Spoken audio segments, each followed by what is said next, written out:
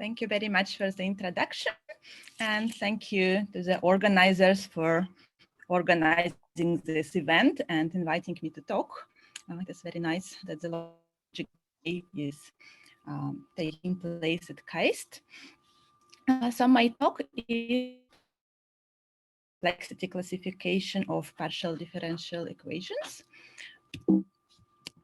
And let me start from the classical complexity hierarchy. First, say a few words about the whole topic in general. We all know the discrete complexity classes, and the hierarchy presented here is, of course, not complete. So the class P, polynomial time computable algorithms, are basically feasible algorithms, polynomial in the binary length of the input for discrete problems. And here we could potentially add some more inclusions, like the next class, like logarithmic space or logarithmic parallel time, for example, or polylogarithmic space or parallel time, which is included into polynomial time and even faster algorithms. And on the other hand, we have the non-feasible algorithms like exponential time,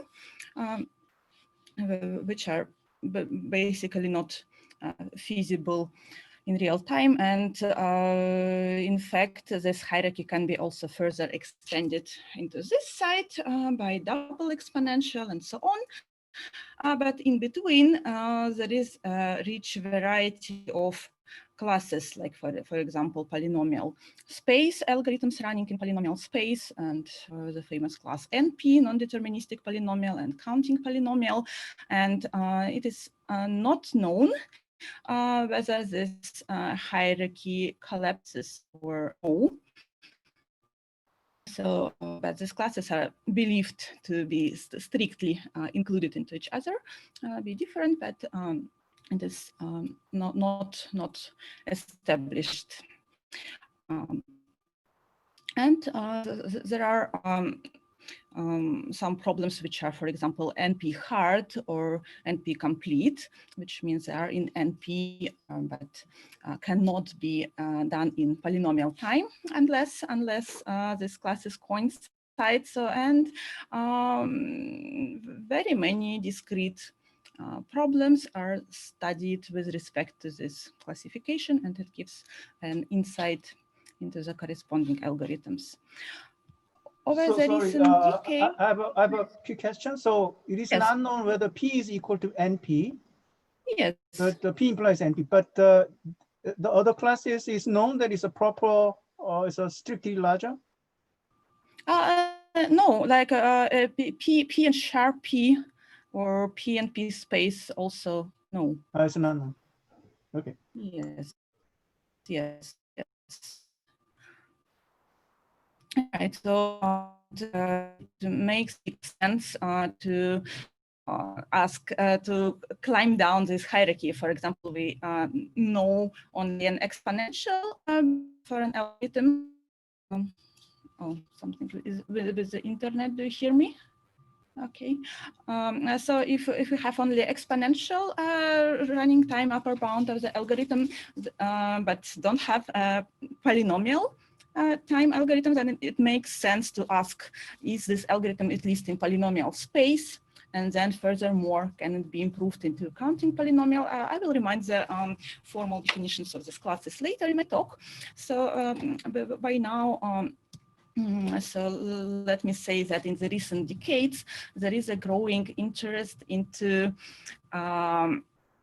extending this discrete complexity to continuous problems, so-called real complexity, and also other more complicated continuous objects like complex numbers, of course, and then also like manifolds and metric spaces and so on, are of great interest for study in terms of complexity.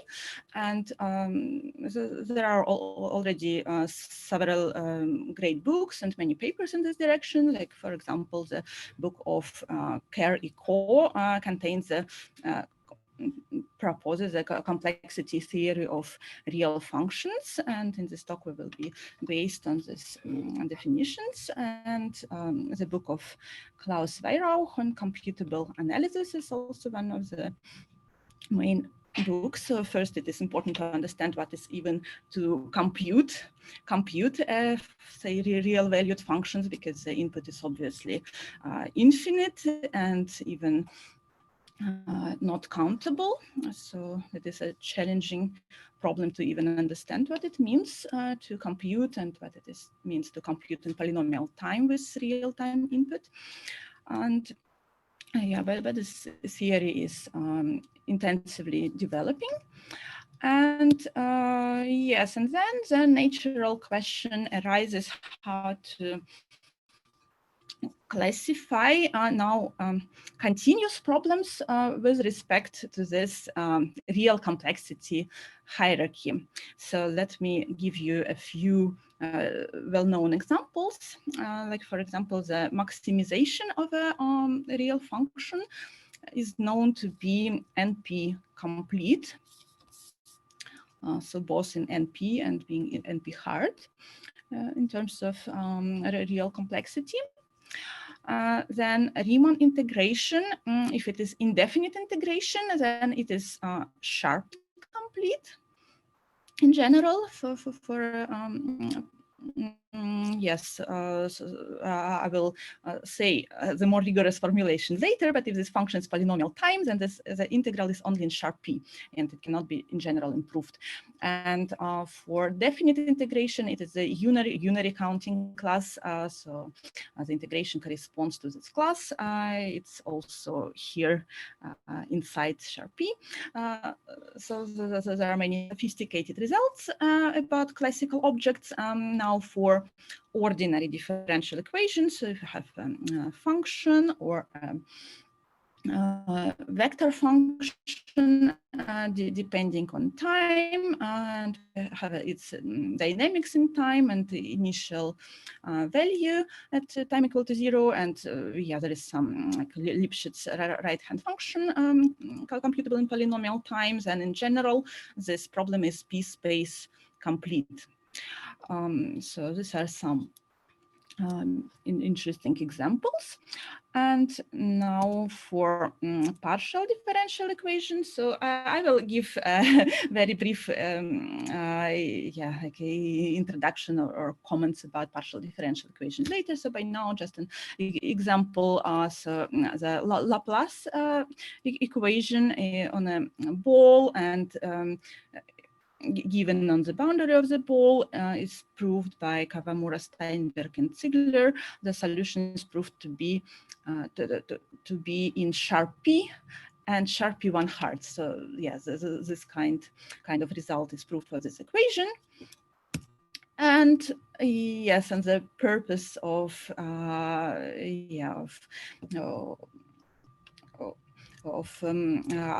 current investigations and what I will be talking about is, so how about other partial differential equations? So here is a diagram showing how rich the theory of PDEs is. So PDEs are partial differential equations for short, right? And compared to ODEs, it is a much more complicated theory, and yes, and it is of great interest to provide at least a partial classification and get an insight what's happening with the PDEs in terms of complexity. And yeah, so that was very, very brief introduction, but the talk is about, and now the main outline. So I will first give you more motivation about complexity of PDEs, informal motivation, why not only such a classification would be an interesting source for the real complexity theories, that's an obvious benefit for the complexity theory, but also turns out that such a classification would be even of practical help for partial differential equations. And then I will introduce the real complexity classes and share the current status of this complexity classification problem. So in particular, we will consider main methods like finite difference approximation method and analytic series method for the case of analytic for functions for PDEs and prove a hardness result. And finally conclude with perspective of these investigations and future work. Okay, so the motivation part addresses this following questions. I will mention exact real computation and how it can be applied to partial differential equation, why it's important, and yeah, very briefly remind what are partial differential equations, and then how does this classifying actually help for partial differential equations. So the motivation for exact real computation is this. In practice, computing with guaranteed prescribed precision is very important for pretty obvious reasons. So first, the safety reasons. So accumulation of errors can lead to disasters, and for small scale application, it's also very important. Sometimes it is desirable to compute the answer with very high precision. And yeah, so it would be great to have numerical packages working like this, like computing the solution with any prescribed precision without thinking about the error bounds and having the result correct with any precision.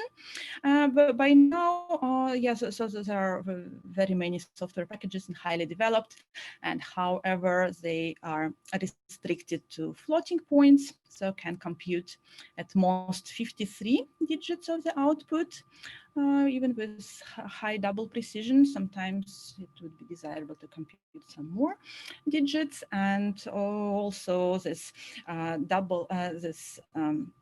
yes, so this floating point can accumulate within the computation, and it is hard to control the error propagation. And also for problems with big modulus of continuity or discontinuous problems, like for example, computing eigenvectors is discontinuous, so there are many problems like this, or eigenvalues have big modulus of continuity. So sometimes there may be simply a wrong result if we can compute want high precision, and users need to be careful. And exactly computation approach helps to resolve these issues and treats real numbers as an exact data type.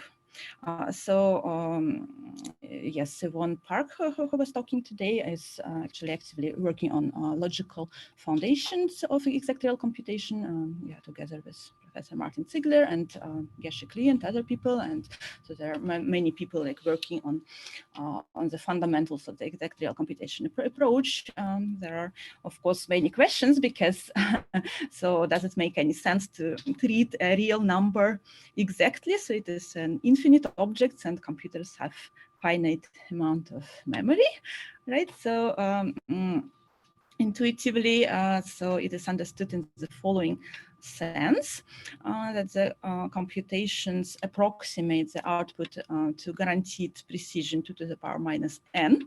So n is now the main parameter, and yes, actually, yeah, for real complexity, we will measure the complexity in terms of this parameter n instead of the input length, which is now impossible in the real case. So okay, and so we have this output precision parameter, which can be even bigger than 53. And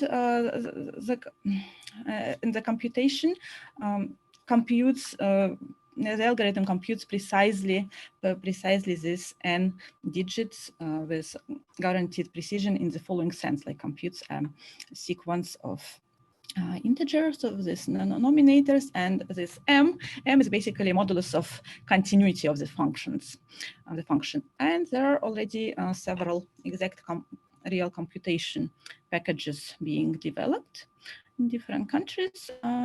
So IRAM, Ariadne, EARN are the main examples of real computation packages, and we are collaborating with developers of these packages and they develop all the necessary theory for partial differential equations, this complexity classification, and the goal for applications is to create also exact real computation solvers for partial differential equations.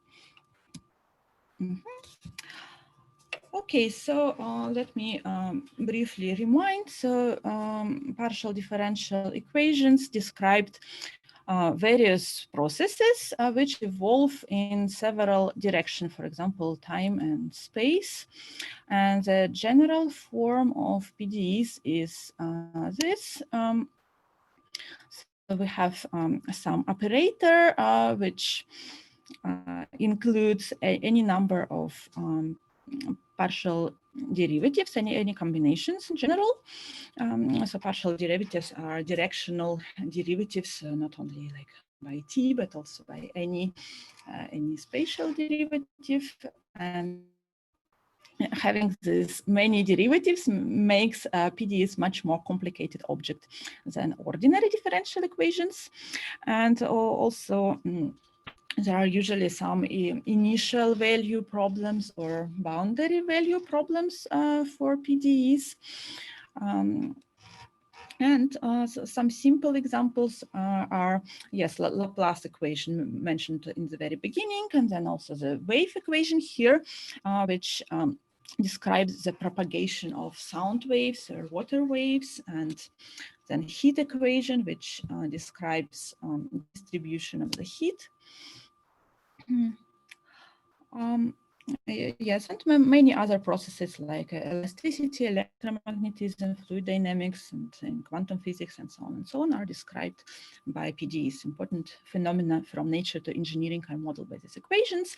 And so there are very many different methods for solving them, and they still, so the theory has been developing over centuries, and very rich theory, a lot of achievements. However, the theory still remains highly limited without this overall theoretical framework, which would help to avoid this computational instabilities and to describe it all uniformly.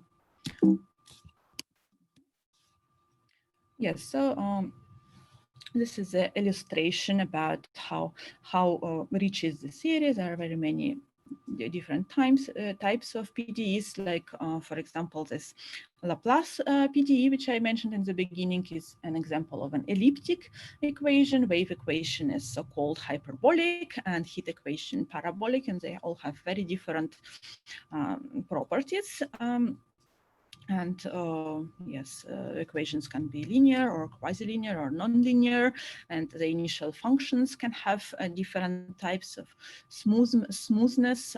They can be like continuously differentiable or analytic or generalized, like the Sobolev functions, so not even differentiable, and so on. And there are very many different approaches to solve, and our goals are to develop a uniform framework for solving at least important classes of partial differential equations with guaranteed arbitrary precision given by the user, and that would be very useful for safety critical application, and classify partial differential equations by their algorithmic complexity. Based on this classification, we develop and implement optimal and reliable algorithms. Yeah, so now how does this classifying by algorithmic complexity actually help? Right, so before implementing some problem, it is very important to first ask the question, what amount of resources we would need to carry out the computation. So, for example, the running time, like how much time it would require, how many memory cells is needed to solve this problem. For example, if the algorithm is known to be in polynomial running time, then it is a feasible algorithm, especially if the degree of the polynomial is not very high. And if the algorithm is logarithmic, then the algorithm runs fast. But if it is exponential, then it can run a million years, or all computers in the world will be not enough to solve this problem. So it is a very crucial question. And then a second crucial question is which algorithm is optimal. For example, we have a problem and we have devised some algorithm for it, and maybe it's not very good. But yes, maybe we can think of another algorithm which will be polynomial time or even better. To investigate this kind of problems, we use the discrete complexity hierarchy as a very helpful tool. So in this project, very nicely are coming together the classical complexity theory, logic, and all the continuous theory. And yes, and as already mentioned, there are these questions about whether P is equal to MP, or P is equal to sharp P, or P is equal to P space. Yes, so relating continuous problems to this discrete complexity hierarchy helps to answer, yeah, for example, if we prove some problem optimally in sharp P, then it means that any algorithm that we would think of cannot be in polynomial time, and it doesn't, and we don't need to even search for this algorithm. So hardness results are very important.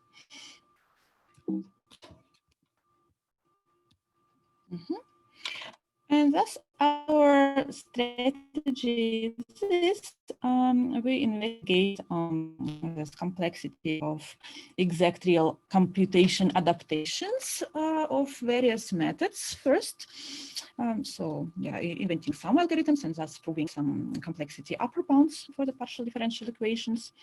And then as a second step, we are trying to do a correspondence between the differential equations and complexity classes. So find the optimal algorithms. And again, everything, the complexity is measured with respect to this parameter and roughly the number of bits of the output which we want to compute with n. Yes, so now let me a little more formally introduce the real complexity classes, and first briefly remind about the discrete complexity classes, and explain what type of results we are trying to prove.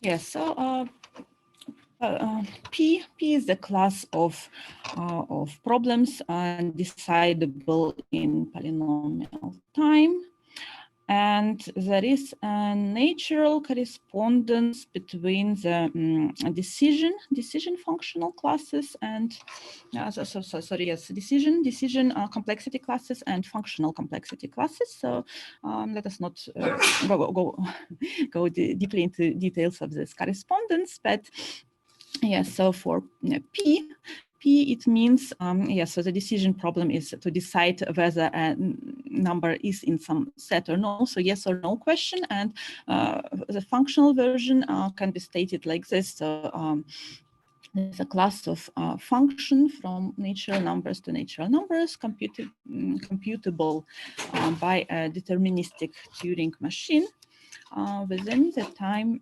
polynomial in the binary length of the input.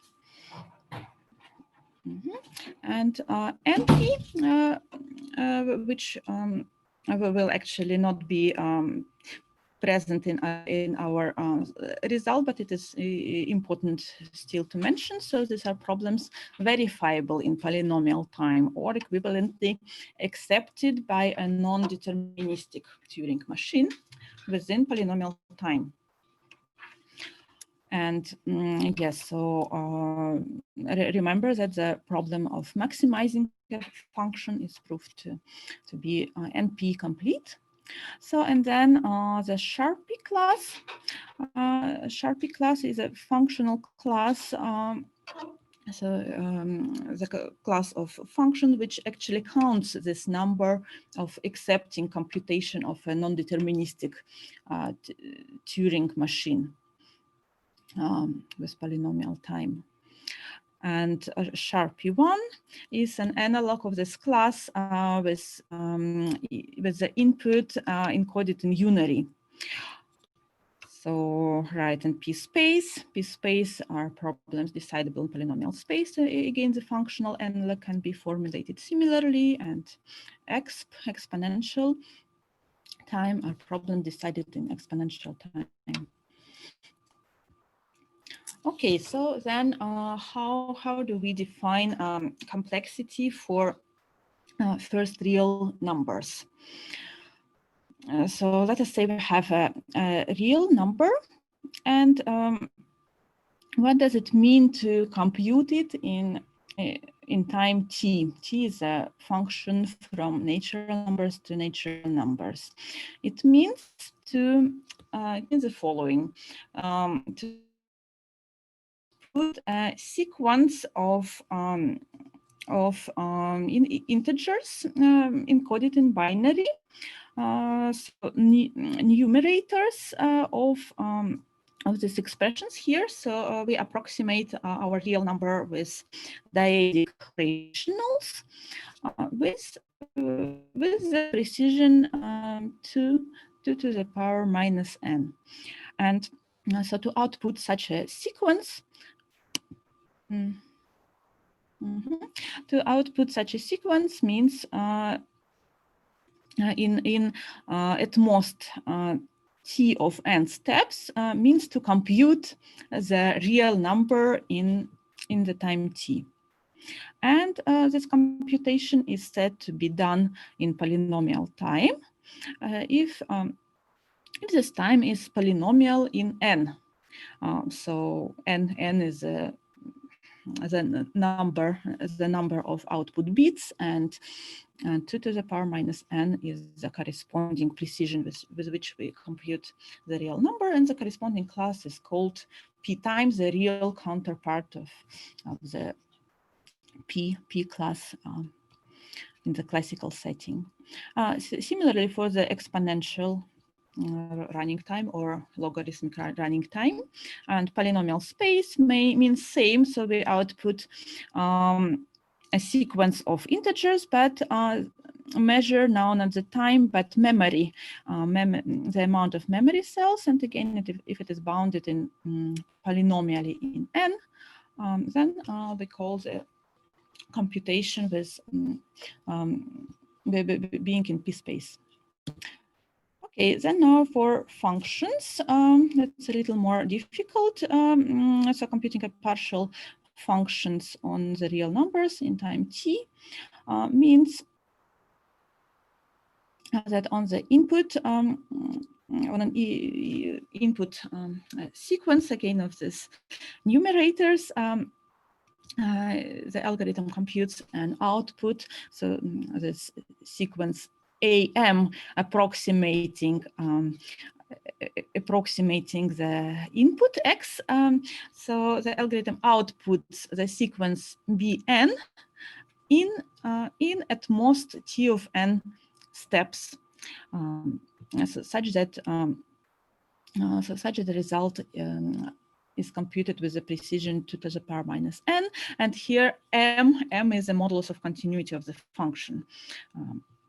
So right, and if the time is polynomial on n, then this function is in p time, and again exponential, and polynomial space is defined similarly using the amount of memory. Okay, and so what kind of formulations are relevant for the real setting? So with the integration, which I mentioned in the beginning as being sharp P complete. So it more formally, it means this. So for every polynomial time computable function, h, the function which puts to correspondence to an x, an integral from 0 to x of the function h is again polynomial time computable. This statement is equivalent to the statement fp is equal to sharp p. So fp is a functional version of p, and sharp is a functional class. So the Riemannian integration is in polynomial time if and only if this two classes coincide. So that's the formal statement for saying that Riemannian integration is sharp P complete. So in this sense, we are putting into correspondence a continuous real-valued problem to the discrete complexity classes. And actually, yes, if the function is not only polynomial time computable, but also analytic, can be represented as a Taylor series, then the integration becomes polynomial time. So that was for indefinite integration, and for definite integration. So I'm mentioning this because these examples will be important for PDEs. The definite Riemannian integration, so now from 0 to 1, is in a similar sense equivalent to the class sharp P1. So the statements are equivalent. This functional class is now FP1, yeah, which is defined, yes, similarly as we mentioned for sharp P1 from the class FP. So the encoding of the input is done in unary instead of the binary. Yes, so FP1 is equal to sharp P1, which is a conjecture, so it's not known whether they're equal or no, but it is equivalent to this fact that every polynomial time computable function has a polynomial time computable definite integral. And for the Dirichlet problem for the Laplace equation, so also this result about this solution of this problem being in sharp P and sharp P1 hard is understood in a similar sense. Yes, this delta is actually the Laplacian operator, and it is a sum of the second the derivatives of the function. Okay.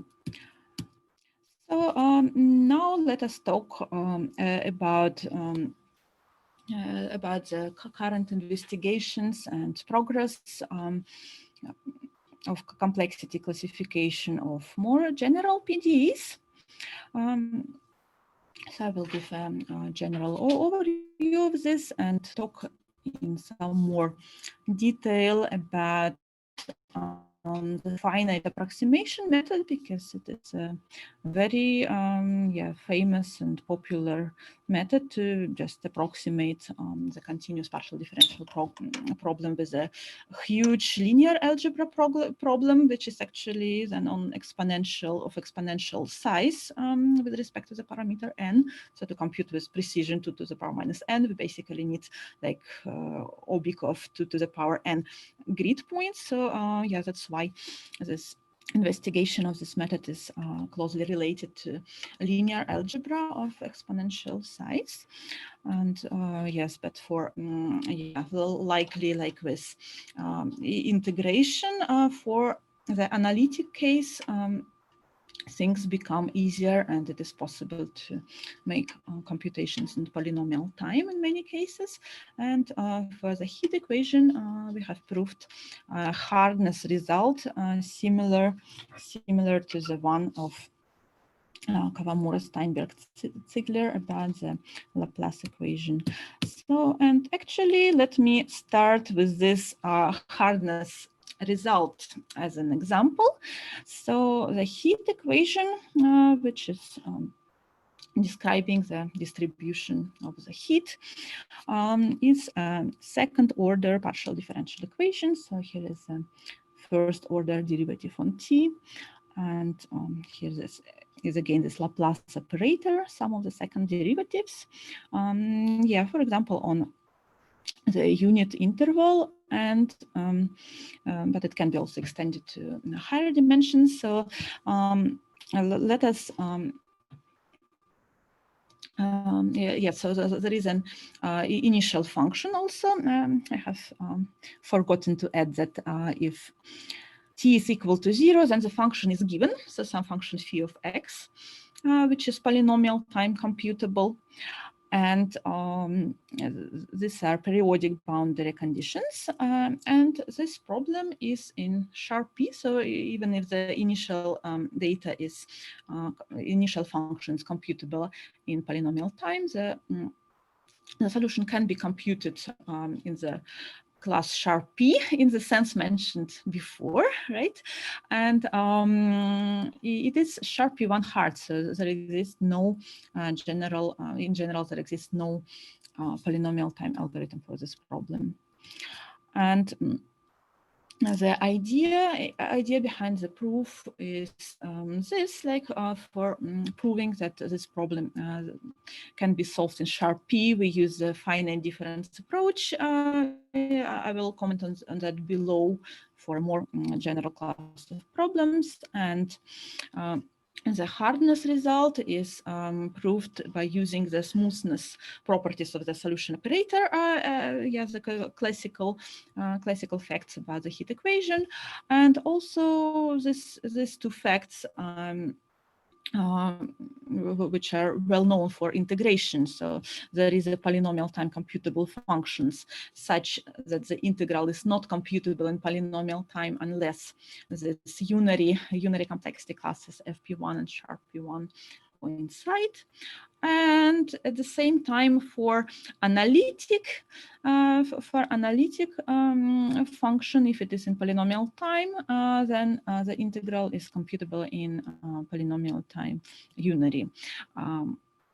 And yes, about the heat equation, it is known that under certain properties, the solution is analytic. So, and then we can get a contradiction using these two facts. So, and it proves the hardness result. Okay, so in general, we have made significant progress on classifying the evolutionary systems of PDEs. So evolutionary systems are this mentioned here below.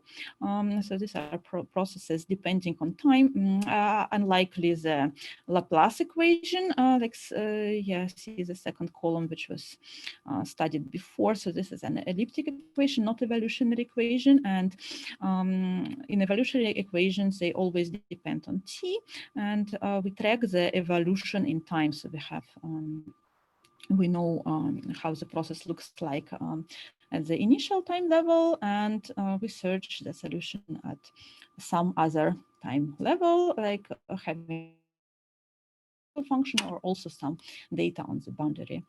And for linear evolutionary equations, so linear means this matrices here. So this U is a unknown vector function, and this matrices here can depend only on X.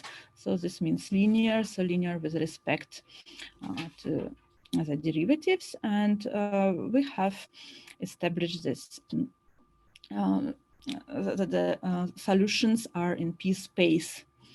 And for the periodic boundary problems, even in sharp P. And yes, so there is a little inaccuracy. The heat equation is sharp P complete, but actually it is sharp P1 hard, as I mentioned on the previous slide. Yes, so for quasi-linear equations, when these matrices can also depend on U, like for example, the gas dynamics, so things become more complicated. And if for linear equations, if the function is analytic, the initial function, so has very good smoothness properties, we actually devised even a polynomial time algorithm. But even for the analytic case, by now it's not true for the quasi-linear systems. We are not aware of a polynomial algorithm. And yes, so these current investigations are for classical solutions, continuously differentiable functions, but for applications also generalized solutions are very important. And for that, we are only currently working on developing the framework of real complexity for this case. Okay, so actually I have now only 10 minutes, so let me just state the results very briefly without going into too much detail. We assume our problems to like initial value or boundary value problems be well posed in the classical sense and admit a converging finite difference approximation, so which means a big matrix, a big dimension with certain natural properties, and we assume the initial function, the coefficients be polynomial time computable. And then we prove that the solution is in P space. And for the periodic boundary conditions, it's even in sharp P. Right, and the examples to which the theorem applies also include the heat equation, includes the wave equation I also mentioned before, and more general symmetric hyperbolic systems where the matrix coefficients are symmetric matrices, which include many physically important problems. And the brief proof idea is like this. So when we discretize the problem, so usually in the different scheme approach, we go like step by step, approximate the initial function on a grid, and then compute for every next small step the solution from the previous step. But for the linear case, we can substitute this procedure by matrix powering. And so this is a matrix of the different scheme, which approximates the corresponding differential operator. And we need to raise it to the power 2 to the n. And it is very important that all the powers are uniformly bounded. So we have now an interesting linear algebra problem. So for discrete settings, this uniformly boundedness would be a trivial condition, but for the real case, it is an interesting class of matrix sequences. And yes, the following lemmas are helping us. So first we prove that inner product. So here it is also an inner product. So matrix powering and multiplication by the approximation of the initial function.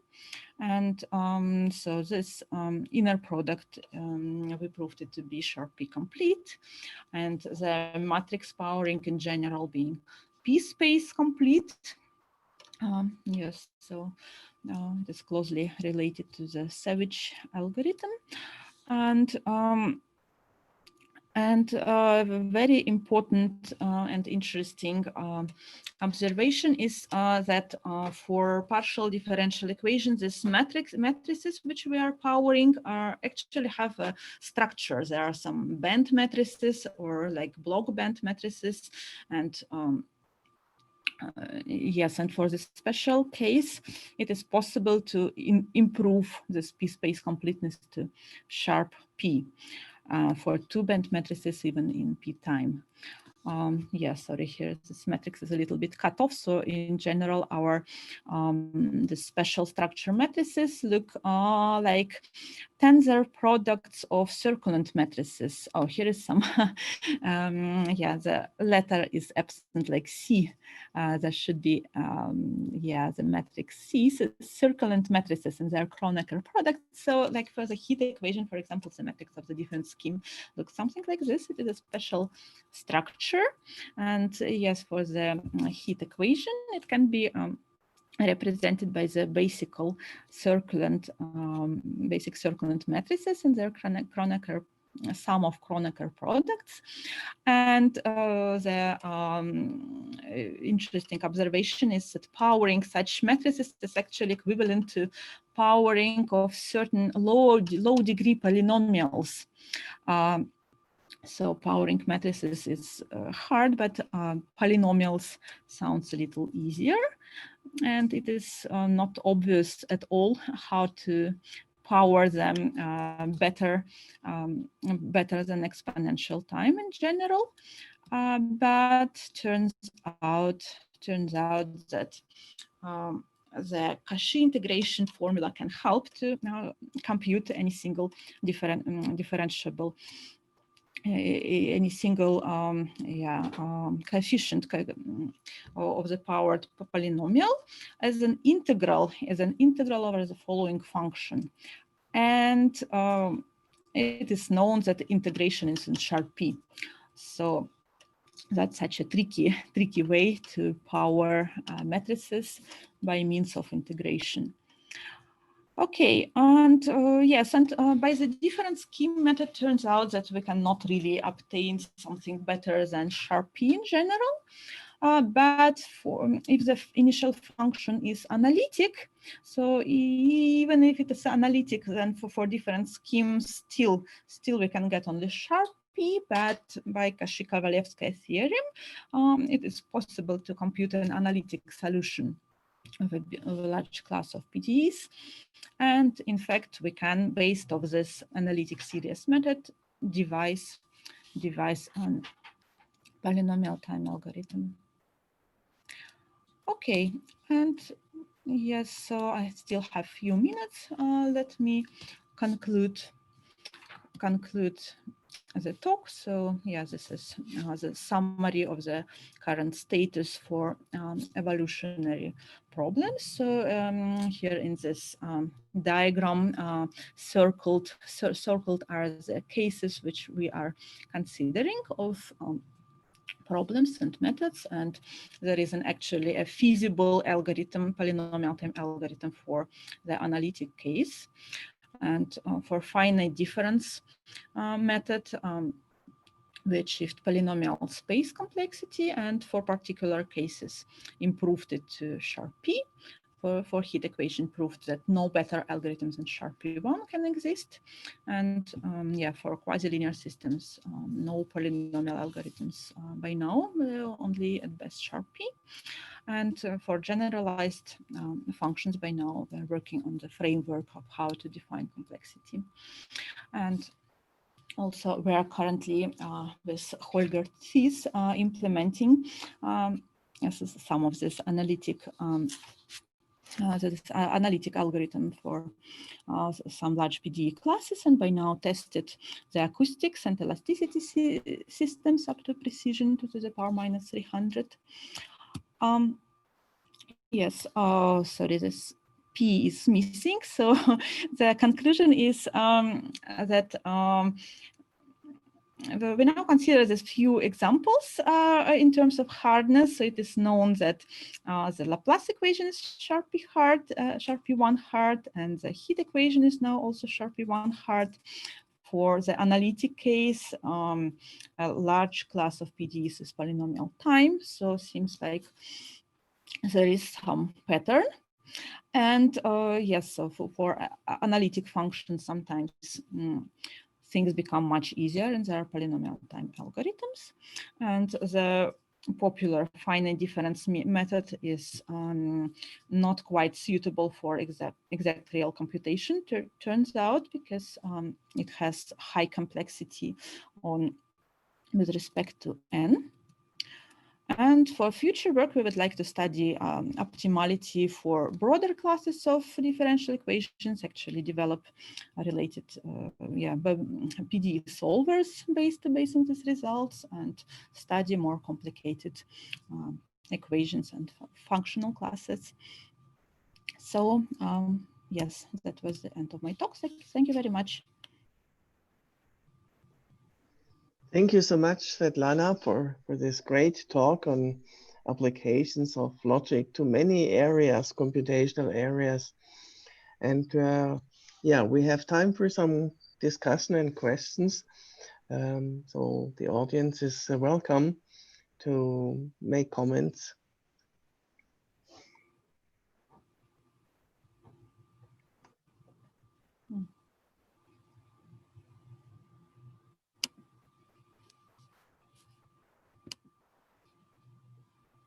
All right, comments in the chat if you like, or you can postpone your questions since Svetlana is. I have one question. Yes. Mm-hmm. You said these PD solvers are implementable. Can you share the status of how much of it has been implemented, and speed, efficiency, performance, and stuff? Yes, so this is work very, very much in progress. So yeah, I didn't see if Holger is right now here online. I think he was. So right, let me return to the slide. So yeah, but by now we implemented this algorithm based on the analytic series for the Cauchy-Kovalevskaya type systems, which are linear, but the metric coefficients can depend on time, and I guess can depend on space. But if they are constant, I guess the computation actually runs much faster. So and yes, so up to 300 bits, so it runs pretty fast, like for some particular examples. So by now we are testing it on particular examples. Then yes, if the coefficients become variable, then it goes a little slower. So yeah, but still the algorithm seems to work in polynomial time, but maybe the polynomial is quite of high degree. So yeah, there's still a lot of testing to do. Right, and Holger is indeed online, so if Holger wants to add to this comment, you're welcome to do so. I think Svetlana already mentioned everything. So the implement. So we just we didn't do many experiments yet. So it's implemented for the analytic case, and we did some first experiments with acoustics and elasticity systems, and I don't really have anything to compare it to, so it's hard to say if it's fast or not, but at least we can get to some higher precision, like maybe 200, 300 bits in some reasonable time, like in well, not really fast, but in 30 or 60 minutes or something like that. And well, as Svetlana said, if we have only constant coefficients, it's much more efficient than if we allow the coefficients being the coefficients being arbitrary analytic functions. But well, this is kind of expected, right? Yeah. Okay, good. Then let's have a short break so that we can set up the session for the next speaker. But before that, everybody thank Svetlana for her talk. So thank you very much. So that's where you're, yes, exactly. Thank you very much. Is there a kind of general question about whether a given family of PD has a solution or not? As far as I know, some PD doesn't have solution, and yes. some PD people don't know whether there is a solution or not. But Yes, in general, it should not be decidable, right? Yes, so currently we are considering the linear systems and classical solutions. So there, of course, everything is solvable and decidable. But yes, for more complicated, yeah, like for Navier-Stokes equations, like it would be very challenging. So by now there is a computability result, yeah, by Martin Sigler and his co-authors, but yes, that becomes more difficult, of course. Thank you. Okay. Good. Break.